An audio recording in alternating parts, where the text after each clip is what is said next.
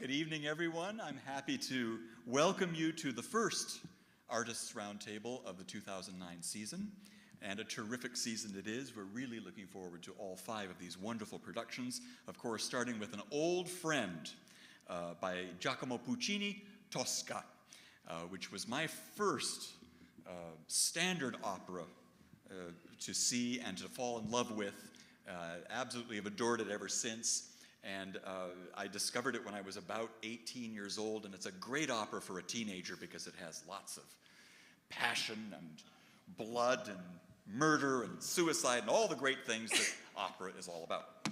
So, without further ado, I'd like to introduce our panel this evening, starting on my right, the soprano who will sing the role of Tosca. She is from France. She made her Metropolitan Opera debut in 2000 as Cho-Cho-san in Madama Butterfly. She also sang there in Andrea Chenier and the title role of Tosca, a role that she's performed in Zurich, Berlin, Washington, Rome, Bologna, Paris, and many, many other places. We're delighted to welcome a San Diego Opera debut artist, Sylvie Valayre. Thank you very much. And our tenor, singing the role of Mario Cavaradossi, also sang Tosca at the Opéra National du Paris with Sylvie, and has sung the title role of Werther at the Wiener Staatsoper, the Grand Théâtre de Genève, the title role of Faust at the Met, Lyric Opera Chicago, Deutsche Oper Berlin, Don Carlo at the Teatro del Maggio Musicale, and we're delighted to have him also a San Diego Opera debut artist, Marcus Haddock.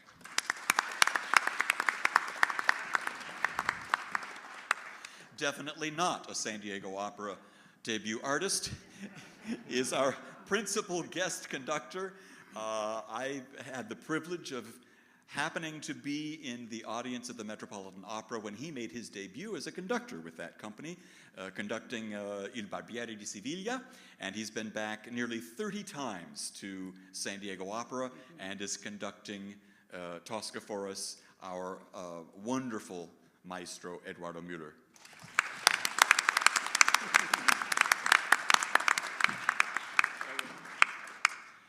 This American bass baritone made his San Diego Opera debut as Telramund in Lohengrin in 2000, returned for Fidelio in 2003, and was here last year in Samson and Delilah.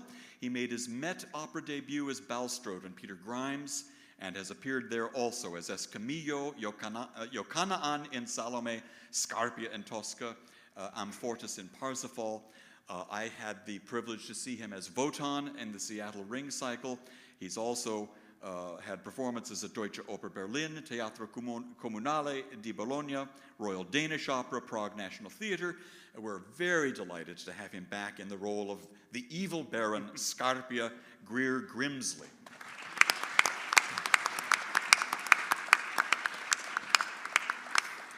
And finally, an Australian stage director who's fast becoming family here at San Diego Opera.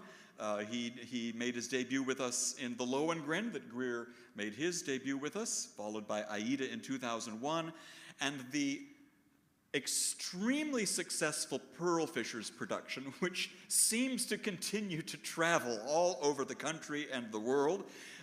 He has directed it not only here, but at New York City Opera, San Francisco Opera, Washington National, Opéra de Montréal, and Florida Grand. He returned to stage Lucia di Lammermoor here, and last year, as you may remember, he staged Mary Queen of Scots. He's staff director with Covent Garden, and he's a delightful man. We're so happy to have him back as the stage director of Tosca, Andrew Sinclair.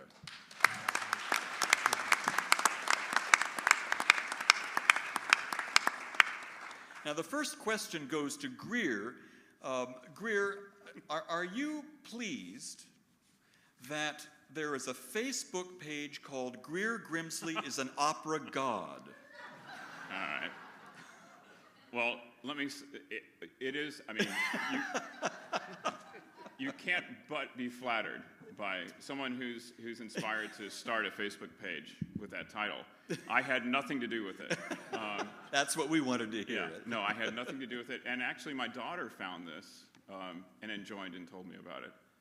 So, no, I mean, it is incredibly flattering, and And I think it's very sweet for all those people to have entered into that Facebook. That's kind of neat. Yeah. Yeah. Are there any members of Greer Grimsley as an opera god here?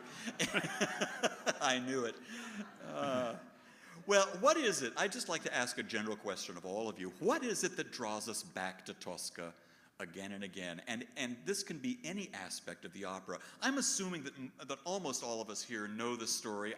I don't think we need to tell the story or give you a synopsis very much, but just to talk about what it is that draws you as an artist to Tosca and what it is you think draws audiences to this opera. Let's start with Tosca. Well, I think the plot is extremely simple and very clear. I think much clearer than the plot in the original play by Sardou, I must say.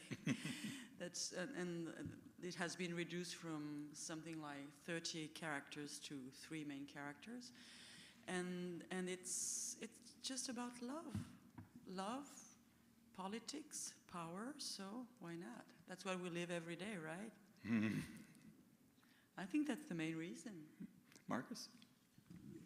Well, I think for me, it's pretty simple. I like the music more than I like anything else about it. I like singing the B flats. I like the B natural. I like those things. It's fun when you're a tenor and you feel like you can do it. It's a lot of fun to do it, and that's what keeps drawing me back. It's just glorious music, and just a lot of fun to sing. As far as the character and things like that, the acting, sometimes it goes pretty well. I like to approach him that he's not such a stick, so there's some dimension to Cavaradossi, and in that sense, it keeps drawing me back so you can experiment with new things. But above all, for me, it would be the music. Maestro.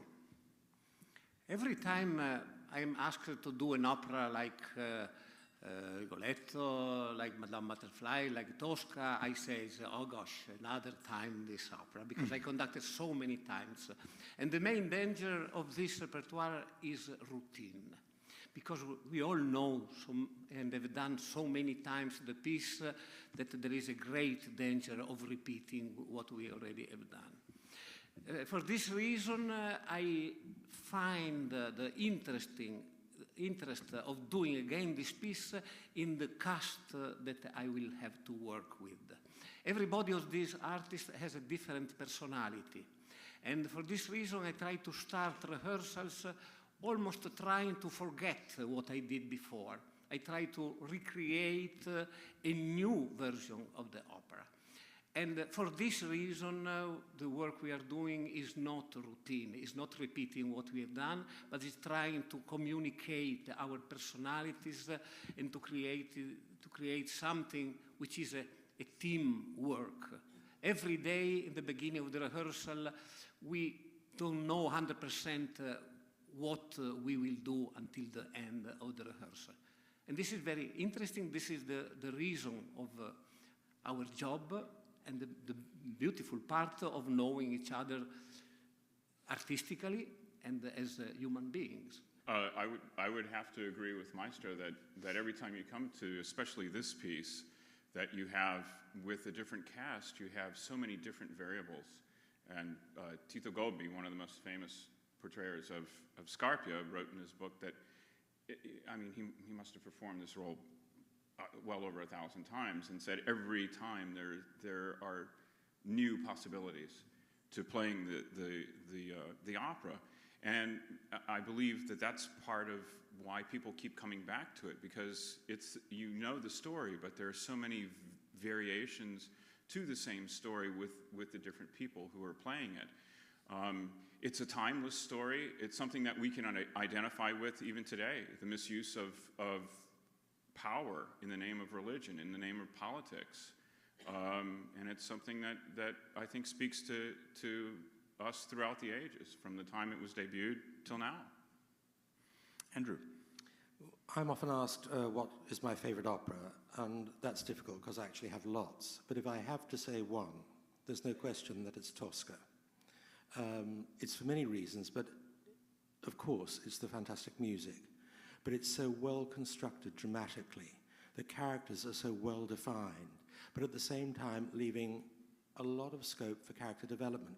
As Maestro was saying, and as Greer has been saying, that there are so many ways that these characters can be interpreted.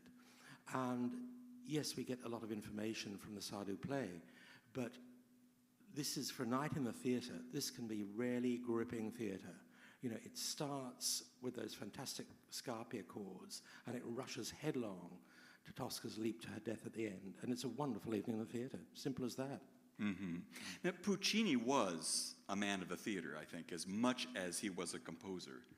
Would you agree?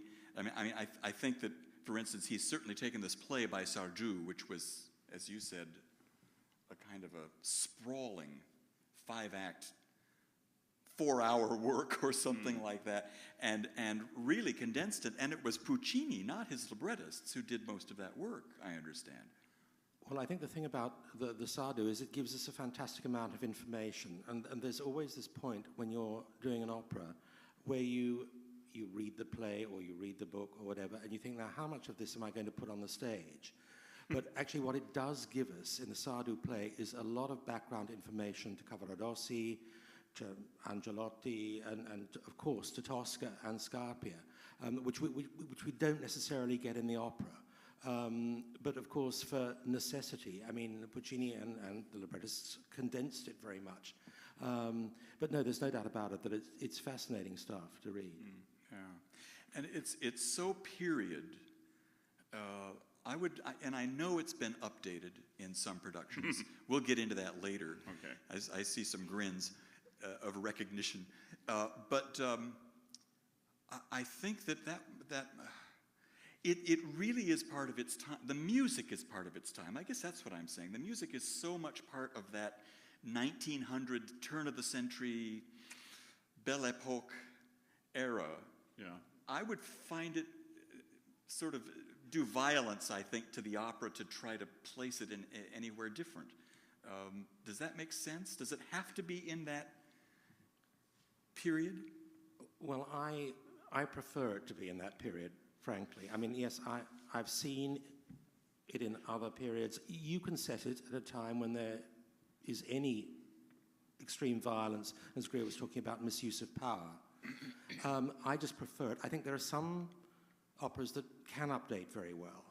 This one, I think it's better to leave it exactly where it is, apart from the fact that, of course, the Battle of Marengo was at a very specific time. And, you know, I have seen a production where it was set in the time of Mussolini. And as a show, it sort of works fine. But, you know, everybody just sort of hopes that won't be noticed when they get to that bit, Melas. Sometimes some good director can do beautiful things when he updates, when he changes the period. But it is a very difficult thing to do. The approach must be a serious approach in the terms that you must love and respect the composer, what he intended, the feelings that he intended to transmit. Fortunately, you people of San Diego are pretty lucky to have a production, and thanks probably to Ian Campbell, who chooses the directors who don't distort the opera that they are performing. But I assure you that in the world I had so many bad experiences of working with directors who use the opera to do some strange things, to be funny or to be spoken about. And really in San Diego we are doing music, we are producing operas in a very faithful and serious way. It's interesting as far as the music is concerned. In one of the sources that I was reading in preparation not only for this, for some of the other education events that we do surrounding our season, a sentence that said that Tosca is Puccini's most Wagnerian score, which I found sort of strange. I mean, he does use themes and motives attached to almost everything in the opera, but it's certainly not treated in the way that Wagner treats leitmotifs at all, is it? Absolutely not. Any composer has his own personality, and Puccini is not the only one to use the themes according to the personage that he is describing. But I think he's so smart to create the situation that dramatically fits what is happening on the stage. Every great opera composer is a great theater man also. But this is the apex, the top of what a composer can do in a theater. And there is so much connection between the action and what happens in the orchestra that any single player in the orchestra feels that with his theme he is describing a certain personage, a certain feeling. And this is what makes the opera beautiful to be played by the orchestra. Sometimes an orchestra can be bored in playing some Puccini, some Bellini, some Donizetti, because there is not enough interesting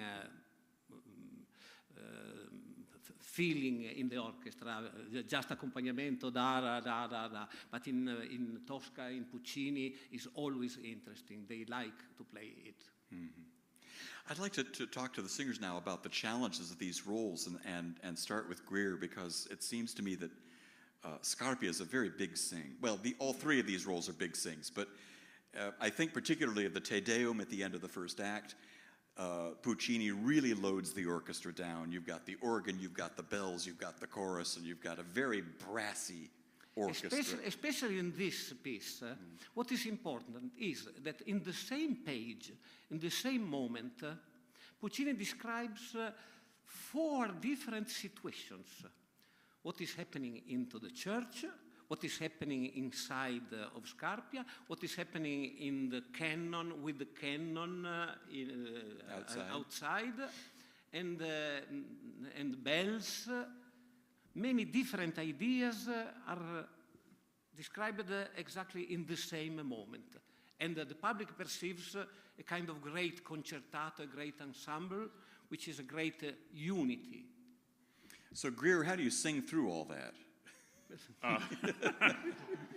You don't think about it.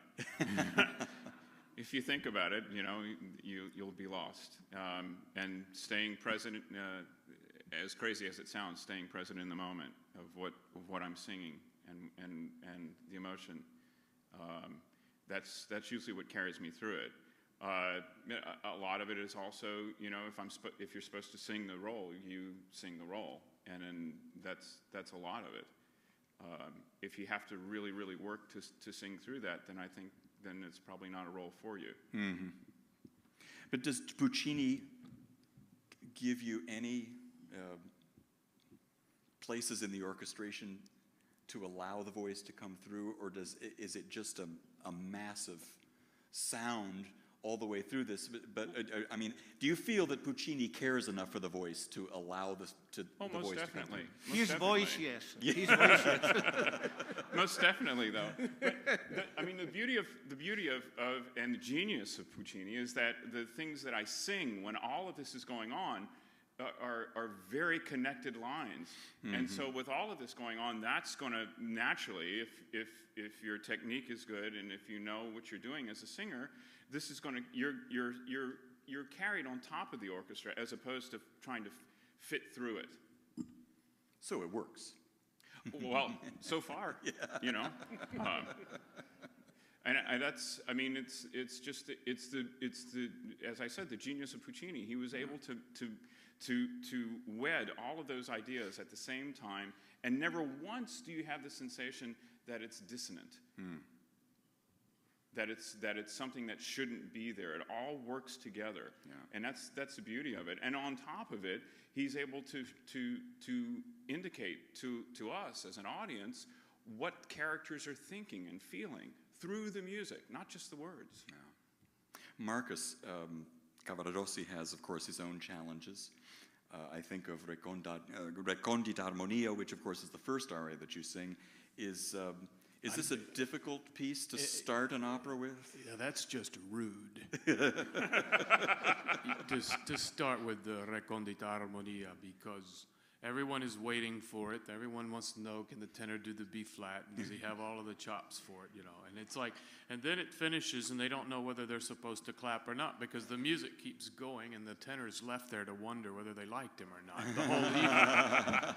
So there are challenges, yes, and you know, sort of in line with what Greer was talking about, the major challenge for me as a, you know, I come from a tradition, or not tradition, but my training was with Rossini, then Donizetti. I didn't even approach these roles until well into my career. But for me, the big challenge was, how am I going to make a lyric voice that maybe eventually will become lirico spinto? How do I make that be able to compete with a Puccini orchestra that's always doubling everything I sing? And in all of the pieces that Puccini writes, it's like that, except for somewhat in La Bohème. But then when you get into the more real meaty operas, everything's so doubled all the time. And for me, the challenge was just to be patient and wait and continue to work on the technique, because eventually I knew that I would be singing these roles and always dreamt of doing it. But that's the big challenge for me, I think. And I think for any tenor, unless they're Galousine or something that are born with these megaphones, you know. So the rest of us, we have to work a little harder at it. But this is one of those roles like Don Carlo, Don José, dramatic Italian tenor roles, right? Well, there's a difference. The Don José is still of a French style, and it's no way the same animal that anything that Puccini wrote for a tenor in any case, and even the Verdi, the Don Carlo, it's still Verdi. And nothing is really as thick until you get in some of the, well, maybe Otello by Verdi. But Don Carlo, there's not anything in Don Carlo that the tenor sings that approaches the kind of drawn out lines with power all the time that Puccini often requires. Don Carlo, you have maybe some drawn out lines, but they're not so pulled. I don't know how to explain that as much, but they're stretched with Puccini. And with Verdi, they have much more repose in the line. The Bizet, the Carmen, to me, it's just not the same animal. It's, you know, Carmen I could turn around and sing twice in one evening. It's that easy for me. And Tosca, I don't know if I could or not. I don't want to try it. You'll never have to. So, Tosca, La Tosca. See? What are the challenges of this role for you? It's a long role. Oh, I've done worse. Is it not? Yeah? Yeah. Well, Cho-Cho-san is the longest, of course, but... Well, but try the Empress from Frauenschatten. No thanks. That's a long one. Yeah. Yeah, it's 4 hours and a half just music. So, no, Tosca is short compared to it. Really short. But it's a great piece of theater for an actor. It's really great, and it's great music. So I love it. I really do. Now, you've done it quite a bit. Yeah, and that was my main the opera I had in my competition when I was in music school in the Paris Conservatory.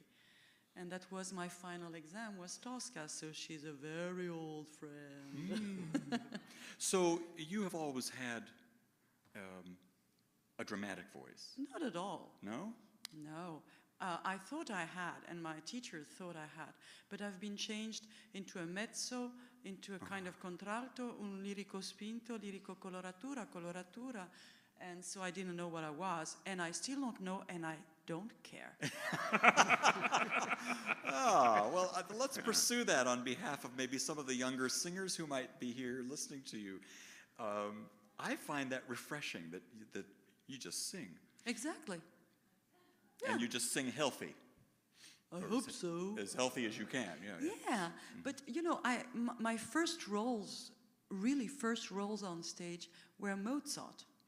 Then I switched to Manon, Massenet, but still singing Così fan tutte, Don Giovanni, blah, blah, blah.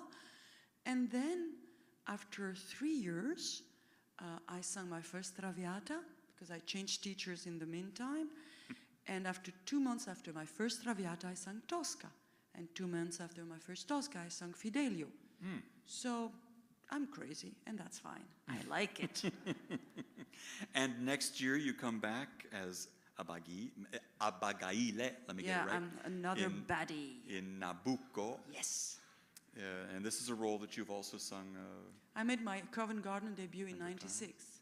Wow. I mean, I never sung it before, and I auditioned for Macbeth, and they said, well, we're going to have you for Nabucco. I said, okay, but I never sung it. Okay, learn it. It was 2 months after. Okay, good. Because I must say that Mrs. Giulia Varadi couldn't come, so they had to find somebody like 2 months in advance. So that's why I auditioned. Otherwise, I mean, Covent Garden has singers 2 or 3 years in advance. Yeah, sure.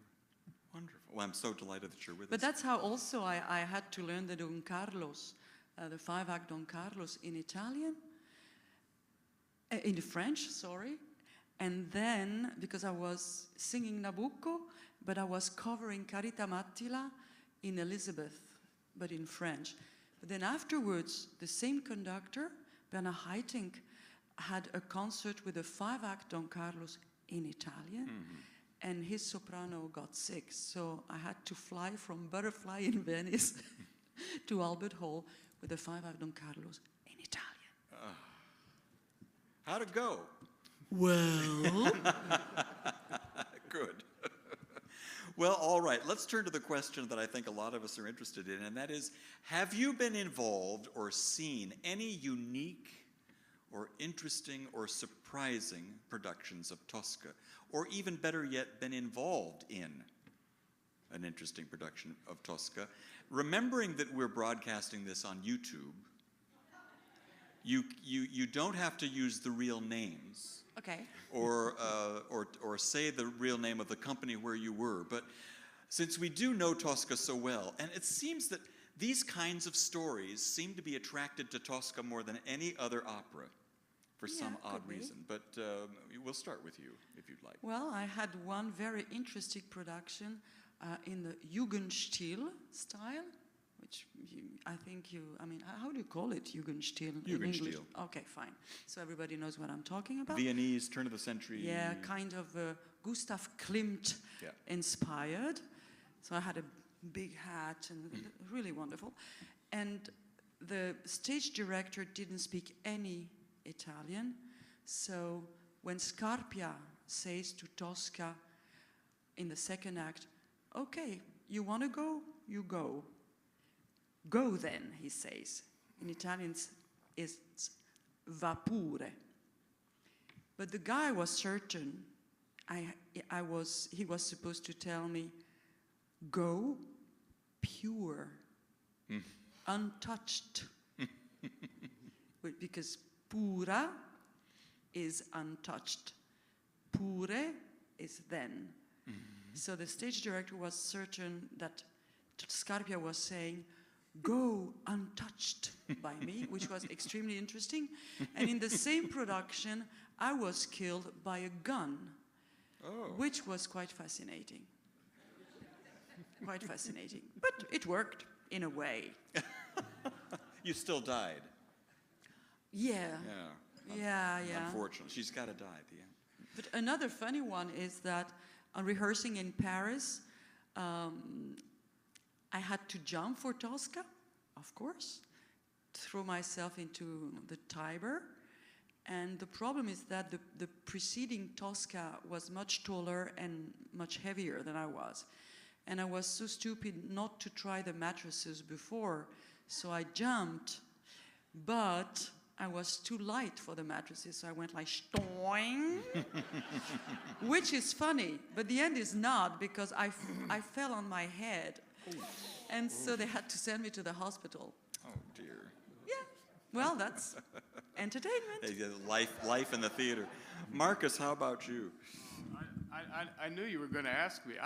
Honestly, I don't have not one funny thing's ever happened to me in this piece. I mean, I guess perhaps I take it all too seriously or something, and nobody dares do anything untowards on stage.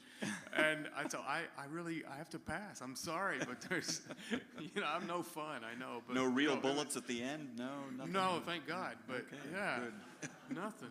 Maestro? It didn't happen to me, but I think it's a very funny, true story, and you can read it in the John Copley book, the biography. It happened in Covent Garden. In one of the rehearsals where Callas was rehearsing, a lady went to the doorman and asked him, please, he begged, before I die, I want to listen at least once to Maria Callas. Let me in to attend the rehearsal. No, it's impossible, I will not talk, I promise you, nobody will see me. So the doorman said, come with me. You sit here, you will not see, but you will hear the rehearsals. But please don't tell anybody that I allowed you. And then they start rehearsing, but Callas didn't come to this rehearsal. So the stage director, John Copley, who is able to sing in full soprano voice the whole role, did sing in the rehearsal the whole role, yes. Then at the end of the rehearsal, this lady goes to the doorman, I thank you so much. Now I can die happy because I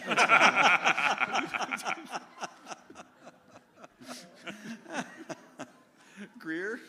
An unspecified place in Europe where the rule of the day for the theater was, why not?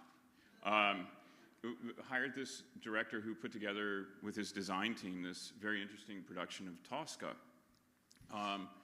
When we got there for the first rehearsal, it was the concept meeting. So there was a concept to this Tosca. And I walked in, and the director was in the midst of a temper tantrum, which I soon found out was his usual course of operating. I've never been one to be fearful of that. And he finished screaming, and I looked at him and I said, "Are you ready to rehearse?" And he sort of stood upright and said, "Okay, now we're going to take a look at the concept. We've spent 2 years working on this concept." I said, "Okay, all right." I thought, all right, I usually try to be open to most concepts until they don't work for me. And so I was bent forward, listening intently, and he throws back the first page, and it's this beautiful rendering of the first act of Tosca, and there's the church railing in the front, and it stops abruptly in this corner of a pyramid, and which is a prominent piece of the scenery, stops the railing. Then he shows the second act, and it's a cutaway version of the pyramid, and that's where my office is in the second act, with a long, skinny table in the middle of it. And I'm going, okay, all right, I'm seeing a theme here. And then he gets to the last act, and there's a bare stage, and it's supposed to be what looks like a stainless steel pyramid in the middle of the stage with steps running up the middle. So I'm sitting there and doing my best to try to figure this one out. Also in the first act, there's the painting on the side of the pyramid, and there's scaffolding on the side of it. And he turns to us very proudly, and he says, "I suppose you're wondering why I chose a pyramid." And I'm going, yeah. He says, "It's because of the relationship between Scarpia, Cavaradossi, and Tosca." And I very sort of, I was trying to make it work. I didn't put the filter on, and I said, "But what you're talking about is a triangle. This is a pyramid. It's a square pyramid, and there are 5 sides to it. So who are the rest of the people?"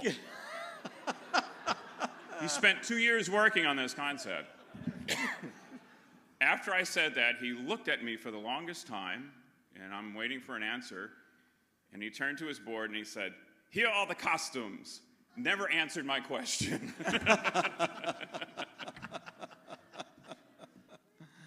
And we had an interesting run with that. The soprano wasn't as nice and as a wonderful singer as we have with Sylvie, and she insisted on this very long. I have to tell this very quick story. She insisted on this very long scarf at the end, and it was a mixed period of costumes, and she had on a trench coat, so it looked like the last scene in Casablanca, and so she had been a pill to everyone except for the director.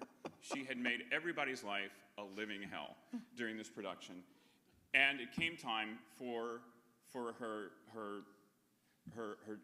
jumping off of the stainless steel pyramid with steps running up it. And I noticed the length of the scarf that she insisted on. And I thought, should I? No. So she does this wonderful dramatic run up the middle of this pyramid and stands at the top, sings her last line, and jumps off. And the scarf must have been 8 feet long, trailing behind her. The jump was only 2 feet long.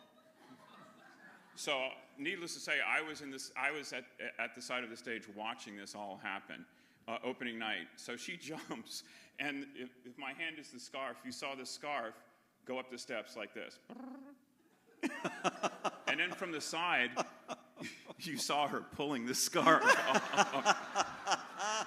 So I think that was I remember that well because that's the first time I ever experienced Schadenfreude. So.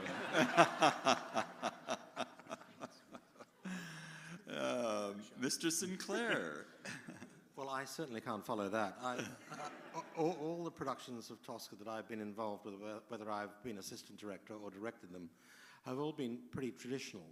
But I was involved as assistant director one night when the set caught fire. And it happened about 3 performances into the run. Act 2, and there was a big side table in Act 2 where there were wine decanters and Scarpia's supper and candles. And hanging above them on the wall was a big map of Italy. Now, supposedly everything had been fireproofed, but clearly somebody had missed the map. Because part way into the act, I mean, Tosca was already on, and it was just about the 2 of them on the stage, I think. And suddenly, a corner of this map ignites with one of the candles.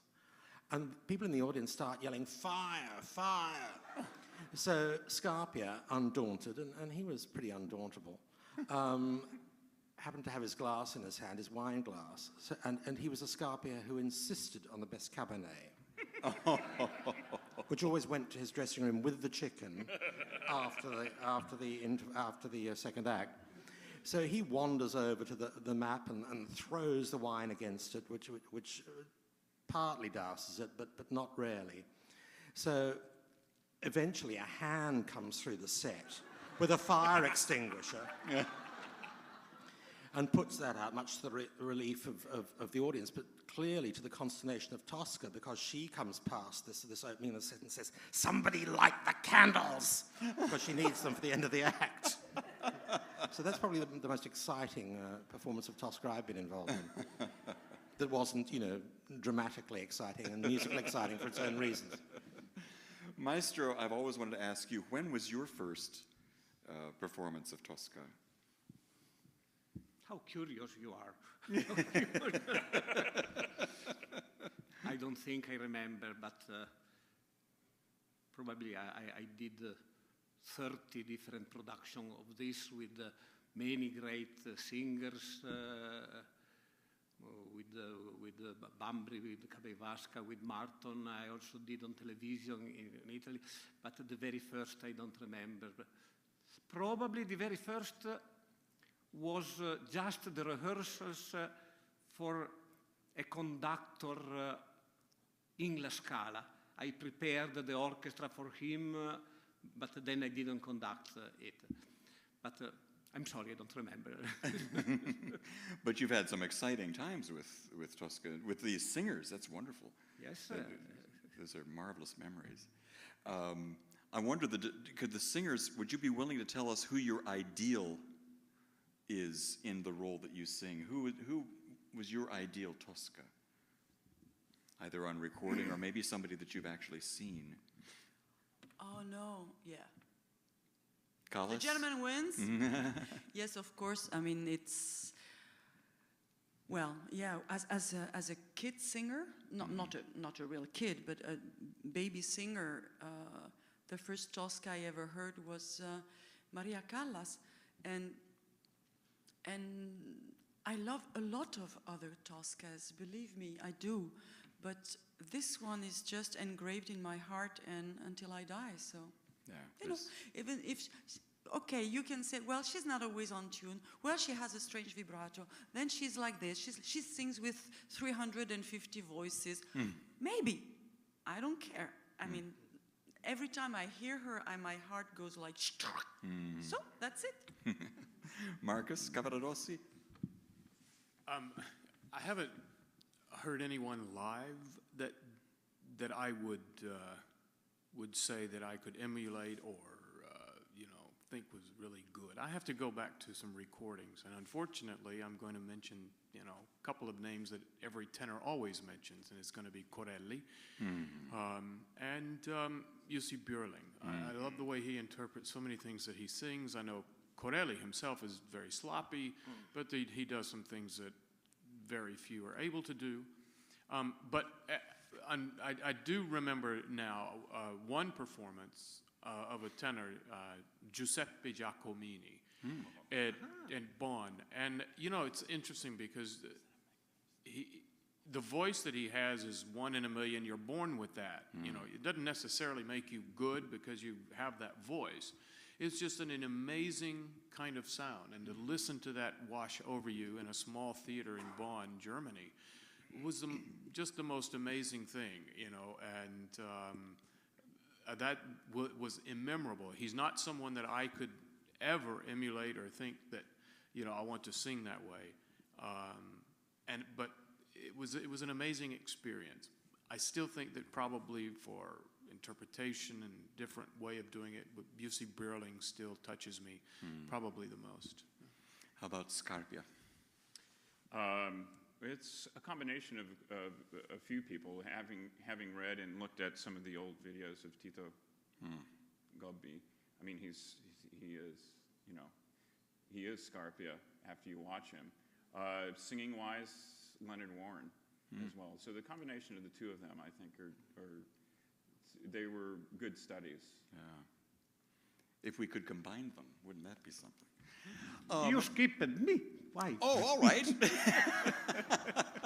No, because I really want to say that this recording that she is saying with Callas and he's saying with Gobbi has probably one of the best conductors ever, has De Sabata. Oh, yes. De Sabata, especially this recording is probably one of the best of any opera of any period ever done. It's thrilling. Always you have goosebumps when you listen to it. So one of the reasons why Callas is Callas in this, why the recording, why Di Stefano, the great Di Stefano is Di Stefano in this recording, why Gobbi is there, is also because of De Sabata. And I am here because when I was 13 years old, I attended a performance of Bohème conducted by De Sabata in La Scala. I didn't know anything about music, and then I told you the story many times. I went home, I told my family I wanted to become a musician, and here I am conducting Tosca. But there is so much, go back, go home and listen not only to the singers but to the orchestra. And my aim is to put the orchestra in this Tosca not on the same level, but with the same energy, with the same feelings that the singers will perform. Listen not only to the singers, but listen also to the orchestra. I'd like to ask, starting with Andrew and then coming down, what is your next gig? After this, I go to Denver, where it'll be a lot colder, I'm sure, to do the Pearl Fishers from the San Diego production for the 5th time in 13 months. Greer? Next, I go to Chicago, even colder, for Tristan and Isolde. Oh, wonderful. Maestro? Trovatore in Atlanta, and then here for Rigoletto and Butterfly. Sorry, but you have to... Yeah, we love that. We love that. Marcus? Werther in Munich. Oh, wonderful. It's a great opera.